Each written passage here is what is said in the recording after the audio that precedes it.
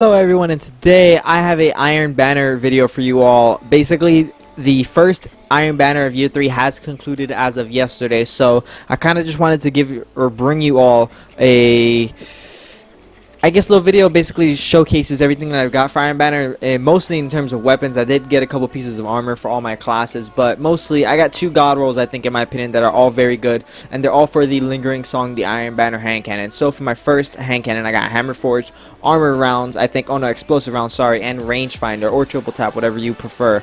But I definitely think that rangefinder is the winner in this scenario. Or my other hand cannon, which has rifled barrel, hand laid stock, extended mags, or I mean, not even or luck in the chamber. That's just, you are never gonna choose triple tap over luck in the chamber. That's just stupid. Anyways, those two guns are both very, very good rolls, and either or, you'll win with either or. They're both very, very amazing, and especially in PvP, mostly in PvP, they seem to win a lot of my scenarios. And I also got the scout rifle, the distant star, which also has a pretty good roll.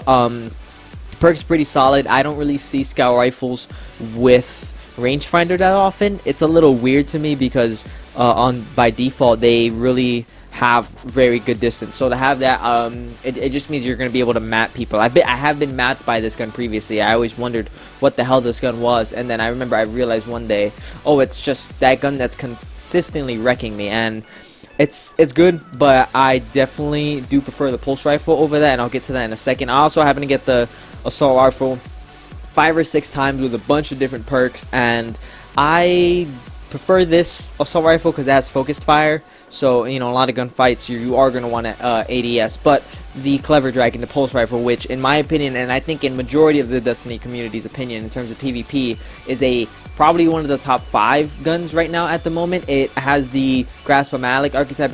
As you can see, it has a high rate of fire with a low rate of impact, and it has a good amount of stats on it. In my opinion, I think the roll I got is pretty is better than okay. It's pretty good because it seems to work, and the stability is there when it needs to be. I do love the ACOG on this gun. It wasn't working for me before, like it wasn't popping up, but now I'm finally able to see it. I also happen to get the shotgun as well, the Proud Spire. Of course, this is another in-game drop. I got 2 or 3 of these. Don't really use it that often because I do have the Last Ditch. I don't really like using shotguns though, but I definitely love sticking to my primaries.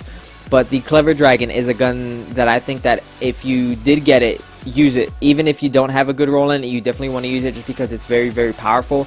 I did get the Grasp of Malik, but I don't use that gun, and it's pretty much the same scenario. I didn't get a good roll on it. It's pretty bad. I also happen to get the rocket launcher, the Titanium Orchid, which, if I'm not mistaken, has tripod, let's see, heavy payload, fitted stock, flared magwell, or sure shot, and grenades and horseshoes. So I did forgot to put grenades and horseshoes on. That was a pretty bad habit of mine. I don't really use rockets that much. I haven't really used it before, so I'm not really sure. But moving on to the armor sets, I happen to get the first Iron Banner helmet, which I do have the original. I have the majority of, or I guess you could say, the Year 1. I have every single piece of Year 1 Iron Banner gear.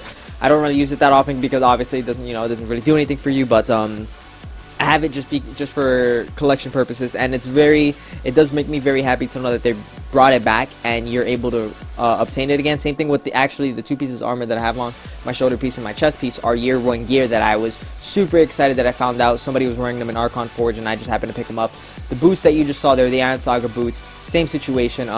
They're the Iron Greaves just without the little fluff in the kneecaps. And then Yolder's Iron Sash. That's another Year 1 item that I happened to get again from a from Shiro. Actually, Shiro was selling it. You needed a legendary class item engram, so that actually took me a couple days to get for some reason, because it seems like I never really get those.